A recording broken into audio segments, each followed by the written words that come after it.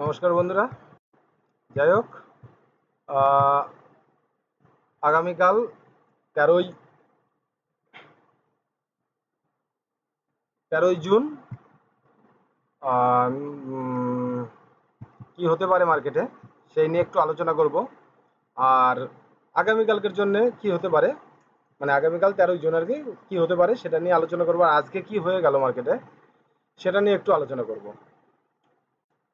শুনলে মন দিয়ে শোনো, যাদের ভালো লাগবে, আর যাদের ভালো না লাগবে তারা যেটা ভালো করো, সেটা যেটা ভালো বোঝো সেটা করো। তো গতকালকে আমি বলেছিলাম যে সকালে ফার্স্ট মুভমেন্ট পসিবিলিটি 90% উপরে যাওয়ার মার্কেট, বিকজ মিউচুয়াল ফান্ড যে পয়সাগুলো পায় না সকালবেলা, মানে ওদের যে একটা সিস্টেম অনুযায়ী বাইং এর ব্যাপার থাকে, ওরা সকালবেলা সেই টাকা ওদের বাইং করাই লাগে। আর তারপরে তো এবছর আরো, মানে এই সরি এ বছর বলছি, এ মাসে তো আরো বেড়ে গেছে মিউচুয়াল ফান্ডের ইনভেস্টিং। এখন মানে এই সমস্যার কারণে আহ, এখন সকালবেলা মানে মিউচুয়াল ফান্ডের যারা বায়ার, মানে মিউচুয়াল ফান্ড গুলো আর কি, বায়ার তো বলতে ওদের তো পার্টিকুলারই আছেই। তা ওরা বাই করবে, কাকে বাই করবে? সিকিউর, একদম সিকিউর স্টক যেগুলো, যেমন রিলায়েন্স আছে, HDFC bank, Infosys, TCS, others আরো আছে, যেগুলো সিকিউর 100%। যে ওভারঅল 5 ইয়ার তো না হয় ঠিক আছে, আরে 7 ইয়ার হোক, 8 ইয়ার হোক, টাকা তো ডবল করেই দেবে না, যে 7 to 8 ইয়ার টাকা ডবল করেই দেবে। সেই সব সিকিউর কোম্পানিগুলোতে যখন মার্কেট ডাউন ট্রেন্ডে থাকে তখন ওরা এটা ভাবে কমসে কম সিকিউর যেগুলো স্টক সেগুলোতে ইনভেস্ট করার। তা আজকে যেটা হলো, সিকিউর স্টকগুলোতে আমি বলেছিলাম দেখো দেখো কি হয়েছে না হয়েছে সেটা তোমাদের মানে একটু ফলো করে দেখো। আর এটাও বলেছিলাম নিফটি 22,200 থেকে 22,400 পর্যন্ত মার্কেট এর মধ্যেই ঘোরাঘুরি করবে। 22,200, 22,400, সরি 22 না, 23,200 থেকে 23,400, 200 পয়েন্ট জাস্ট, মানে একদম মামুলি ব্যাপার। এর মধ্যেই বৃহস্পতিবার এক্সপায়ারি শেষ করে দেবে। এবং যদি কেউ এর মধ্যে 300 সিপি কেউ সেল করে রাখো, ওভারঅল সে ভালো টাকা একটা প্রফিট করে নেবে। আমি এটা বলেছিলাম গতকালকে। এবারে বিষয়টা হচ্ছে, যারা আমার চ্যানেল দেখো তারা বুঝেছো, যারা আমার চ্যানেল দেখো না তারা আরো ভালো বুঝেছো। আমার তাতে কিছু বলার নেই, যায় যায় আসে না।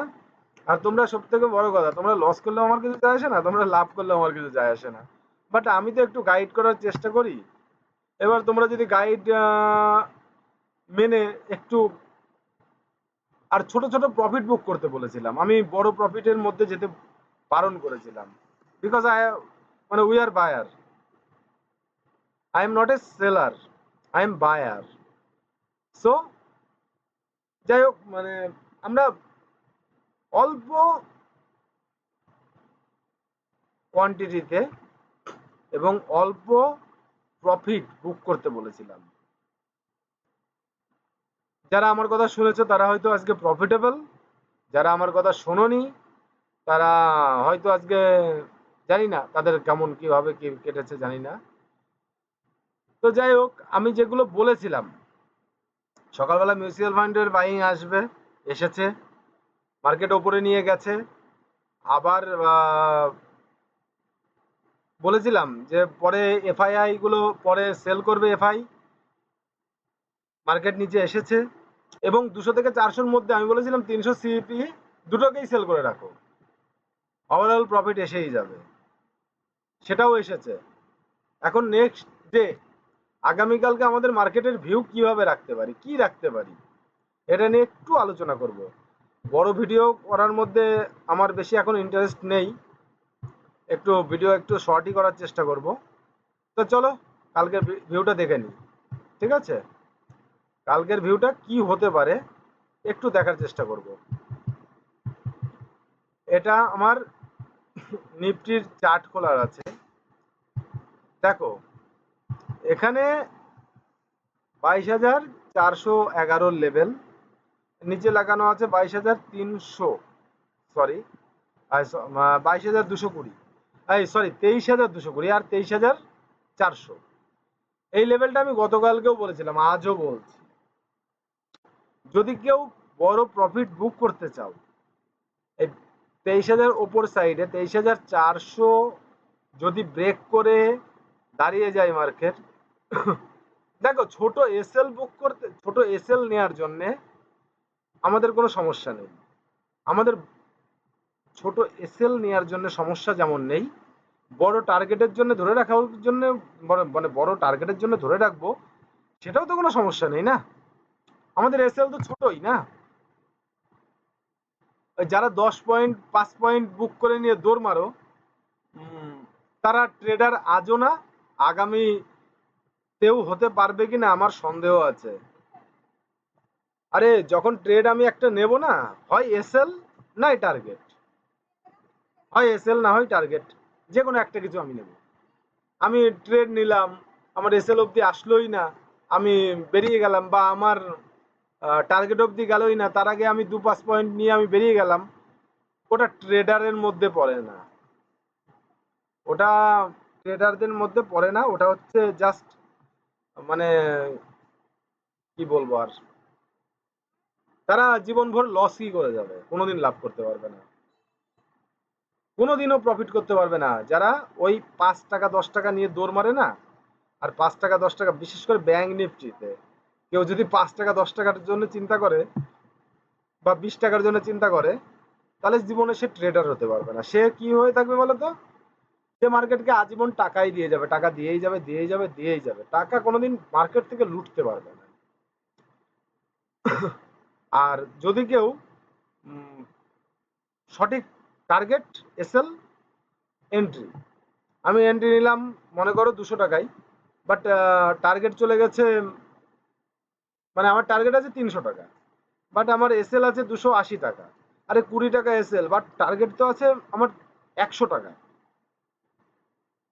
এইটুকুনি নেওয়ার জন্য কেউ যদি ভাবে, আর এইভাবে যদি কেউ ট্রেড করে, তবেই সে সফল ট্রেডার হবে। মানে আমার অভিজ্ঞতা থেকে বলছি এটা, অন্য কোনো বিষয় না।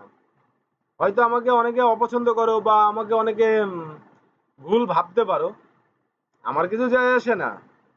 যে ভুল ভাবলা ভাবলা, যে সঠিক ভাবলে ভাবলে, মানে আমার এক কথায় বালি ছেড়ে গেছে, বাংলা ভাষায় বলে দিলাম একদম। যদি আমার ভিডিও ফলো করো তাতেও আমার বাল ছেড়া, যদি নাও ফলো করো ফাল ছেড়া। আমার এটা ভিডিও করতে ভালো লাগে তাই ভিডিও করছি, ভালো না লাগলে আমি সেদিন ছেড়ে দেবো, পরিষ্কার কথা। যেদিন আমার ভিডিও করতে ভালো না লাগবে আমি সেদিন ছেড়ে দেবো। আমি গতকাল বারবার বলেছিলাম মার্কেট সাইড ওয়েজ যাবে, সাইড ওয়েজ যাবে, এর মানেটা কি অ্যাকচুয়াল, সাইড ওয়েজ যাওয়ার মানেটা কি? চলো মার্কেট মুভমেন্ট দিয়েছে আজকে 200-300 পয়েন্ট, সরি নিফটিতে আজকে কত point positive, 58 point positive, 58 point Nifty positive. But এদিকে দেখো নিফটি 58 পয়েন্ট পজিটিভ, আমি 23,000 সিপি সেল করতে বলেছিলাম, ভালো করে ফলো করে দেখো, 23,000 সি 6 টাকা নেগেটিভ, 23,000 পি 51 টাকা নেগেটিভ। বলো তো অ্যাকচুয়াল আমি ঠিক বলেছিলাম না ভুল বলেছিলাম?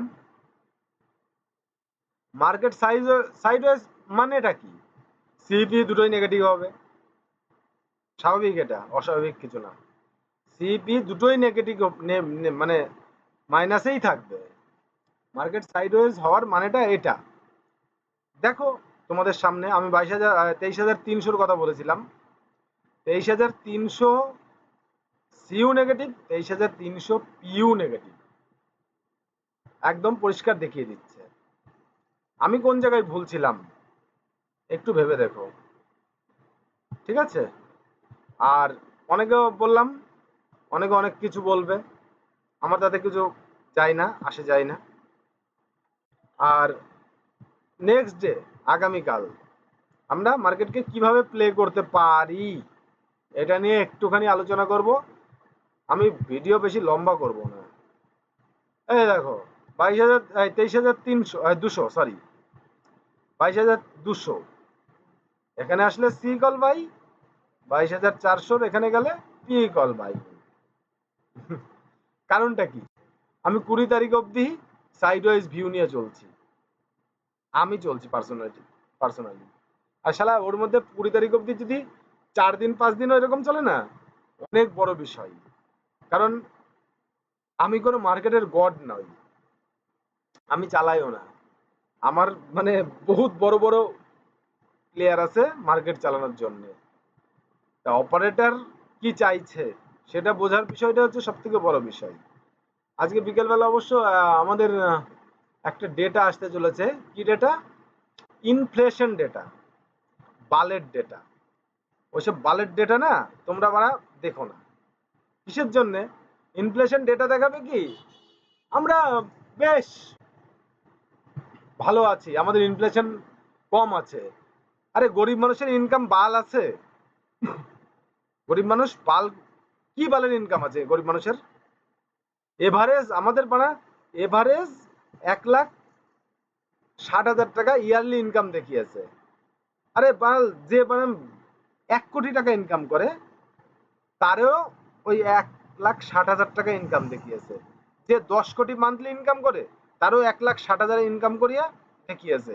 এই একজন অন্তত পক্ষে 10,000 জনকে কভার করতে পারে, এরকম ইন্ডিয়াতে প্রচুর ব্যক্তি আছে। সে বানা কে দেখে? কে দেখে সে বাল? কেউ দেখে না। দেখে কি আমাদের ইনফ্লেশন ডেটা একদম বড়িয়া, তার মানে কি ব্যাস সবকিছু ঠিকঠাক আছে, গরিব মানুষের গার মেরে ছেড়ে দাও, কেউ মানে ওই বাল দেখে না। তা বিশেষ করে আমাদের যে বালের গভর্নমেন্ট, আমি শুনলে অনেকে হয়তো আমাকে ট্রোল করবে যে কি বলছে ছেলেটা। বালের গভর্নমেন্ট, বালেরই গভর্নমেন্ট বললাম। আমাদের নির্মলা সীতারামন জি যদি বলা যায় যে মাংস কত করে, পোল্ট্রি মাংস কত করে, বলবে আমি খাই না, আমি ওসব নিয়ে ভাবি না। পোল্ট্রির মাংস মানে 200 টাকার জায়গায় মানে 100 টাকার জায়গায় 500 টাকা কেজি হোক, খাও কিসের জন্য? খেও না। রসুন কত করে? রসুন 100 টাকার জায়গায় মানে 500 টাকা কেজি বিক্রি হোক, আমি খাই না ওসব। আরে মানে তুমি খাও না ঠিক আছে, বলে আমরা খাই না নাকি? চাট, আমরা কি মানে নিরামিষ ভোজি নাকি? ভারতবর্ষের কি সবাই নিরামিষ ভোজি? তাহলে এত মাছ মাংস কেন বিক্রি হচ্ছে? তাই যাই হোক, মাছ মাংস এরা কিছু বোঝে না, এরা বোঝে গোমূত্র খেয়ে থাকো। কথাটা খুব খারাপ লাগলো শুনতে, বলতেও আমার খারাপ লাগছে, কারণ আমিও একটা হিন্দুর ছেলে, কিন্তু অ্যাকচুয়াল যেটা বাস্তব আমি সেটাই বলছি। আর এই নিয়ে আমাদের বেশি মাথা ব্যথার কারণও নেই। আমি শুধু একটু মানে জাস্ট বললাম আমার নিজের মানে রাগ খানিকটা বললাম, আর কিছু না। আর দিনের পর দিন যেভাবে জিএসটি কালেকশন করে যাচ্ছে, আরে বানা ইন্ডিয়ার দেশের দেশের হাল তো ভালো করছিস তোরা। দেশের কি হাল ভালো করছিস? যেদিন এই গভর্নমেন্ট পাল্টি খাবে না, সেদিন দেশের হাল কি বাস্তবায়নে দেখতে পাবে তোমরা। যেদিন এই গভর্নমেন্ট চেঞ্জ হবে তার আগে তোমরা বুঝতে পারবে না। আর আজকে দেশের কি হাল, কি অবস্থায় দেশ আছে সেটা তোমরা বুঝতে পারছো না। যে হ্যাঁ, যারা গরিব মানুষ, যারা মধ্যবিত্ত, তারা খুব ভালোভাবে বুঝতে পারছে, যারা ট্যাক্স পে করছে তারা খুব ভালোভাবে বুঝতে পারছে। যারা ট্যাক্স পে করে না তারাও সঠিক বুঝতে পারবে না। বালের 4 কেজি 5 কেজি করে চাল দিচ্ছে না, দান। এই পৃথিবীতে দান গ্রহণ করা হচ্ছে সব থেকে বড় পাপ। তুমি কারোর দানে, আরে বানা আমাকে চাকরি দাও আমি চাকরি করব, আমি দান নিয়ে কিসের জন্য বেঁচে থাকবো? শিক্ষিত ছেলে পেলে, যুবক ছেলে পেলে চাকরির বাল দেয়নি। গত 10 বছরে কত পার্সেন্ট চাকরি দিয়েছে, কজনকে চাকরি দিয়েছে? ছেলেপেলেকে শেষ করে ছেড়ে দিয়েছে। আচ্ছা যাই হোক, এসব আলোচনা করে লাভ নেই। খুব আমরা লেভেল নিয়ে কথা বলি। হ্যাঁ, মার্কেট ওই মানে যখন রানিং থাকে না, তখন আমাদের নিউজ নেওয়ার মতো ক্ষমতা থাকে না। আমরা তখন কি করি জানো তো, আমরা তখন একমাত্র লেভেল ভরসা। আমাদের লেভেল ছাড়া আমাদের ট্রেড করার মতো কোনো পরিস্থিতি নেই, কারণ রানিং মার্কেটে লেভেল দেখা মানে নিউজ দেখার মতো কন্ডিশন আমাদের থাকে না। তা যাই হোক, আমরা লেভেল ওই 23,400, 23,200, 23,400, 23,200 এই লেভেলেই থাকবে।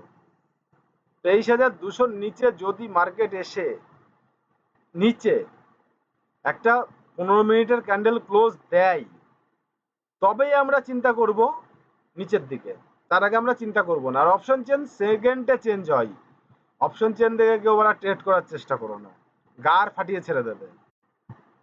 আর যতক্ষণ না পর্যন্ত 23,200 নিচে এসে 15 মিনিটের কোনো ক্যান্ডেল ক্লোজ করছে, কেউ পি কল নিও না। আর যত সময় না পর্যন্ত এই 23,400-র ওপরে গিয়ে, মানে অলমোস্ট আমি যেটা দেখাচ্ছি দেখে নাও। সরি, এটা 10 মিনিটের মনে হয় হচ্ছে নাকি, 5 মিনিটে এসে গেছে, 15 মিনিট। এই যে এই জায়গাটায় এরকম ক্যান্ডেল ক্লোজ করছে, দেখো 436 অব্দি গেছিল। ওটা হচ্ছে মুরগি বানানোর জন্য গেছিল, একবার যায়নি। এই একবার গেছে, আর একবার গেছে, দুবার গেছে, কিন্তু ওটা মুরগি বানাচ্ছিল।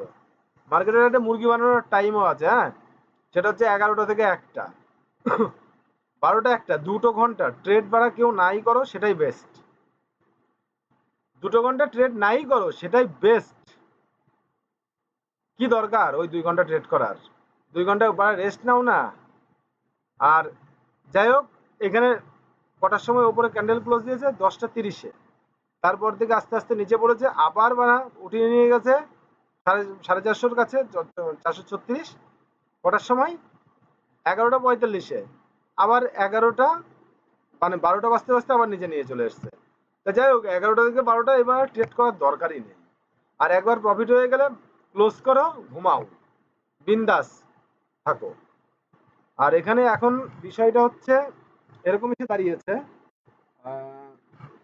এখানে বিষয়টা এরকম এসে দাঁড়িয়েছে, যত সময় না পর্যন্ত 23,200 ব্রেক করে 15 মিনিটের কোনো ক্যান্ডেল ক্লোজ দিচ্ছে, আর তত সময় পি ট্রেড নিও না। 400-র উপরে গিয়ে সি কল নিতে পারো, তবে 400 এখানেই SL. Without SL don't trade any, don't trade, no problem, but without SL don't trade strictly. Next আমরা দেখে নেবো একটু ব্যাংক নিফটিকে। ব্যাংক নিফটিকে আমি বলেছিলাম যে গতকালকে 50,300 অব্দি লাস্ট টার্গেট। 50,255-60 অব্দি গেছে, গিয়ে ব্যাক করেছে, বেশ ভালো কথা, নো প্রবলেম। কালকে ব্যাংক নিফটি ফলো করো, 49,600 নিচে, ওপরেও 50,300, যেটাকে ব্রেক করবে। দেখো, ধৈর্য হচ্ছে সব থেকে বড় জিনিস। ধৈর্য না থাকলে ট্রেড করতে পারবে না। যে ধৈর্য ধরে ট্রেড করতে পারবে সেই প্রফিটেবল হবে।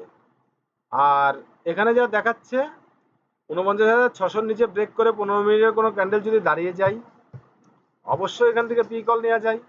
50,300 মানে 200 250 ব্রেক করে যদি কোনো 15 মিনিট, হ্যাঁ 5 মিনিট নয়, 15 মিনিটের ক্যান্ডেল দাঁড়াই, তবে সি কল নিও। আর তো নচেত এই 50,250-এর এখান থেকে পি কল, আর 49,600 থেকে সি কল, এটা নিয়ে আরামসে ফুর্তি করতে পারো। এই হচ্ছে সাধারণ লেভেল। আর বড় প্রফিটের মধ্যে কেউ যেও না। মার্কেট কিন্তু উইক। আজকে যদি দেখো, আমি যে বললাম যে আমি এই যে মাঝখানে 200 আর 400, 23,200 আর 400 মাঝখানে নিফটি কার মারাবে? মারিয়েছে সারাদিন, ওই ওই জায়গায় এসেই মোটামুটি শেষ করেছে। আমার মুখের ভাষা খারাপ হতে পারে, কিন্তু আমি কিন্তু মানুষটা খারাপ নই। অতএব একটু ভেবেচিন্তে ট্রেড করো, গার মারা খাওয়ার কোনো প্রয়োজন নেই। মার্কেট করতে করতে। ঠিক আছে, আজকের মতো এই পর্যন্তই। এবার যেভাবে যেভাবে যার গার মারা খাওয়ার ইচ্ছা করো। ঠিক আছে, ওকে।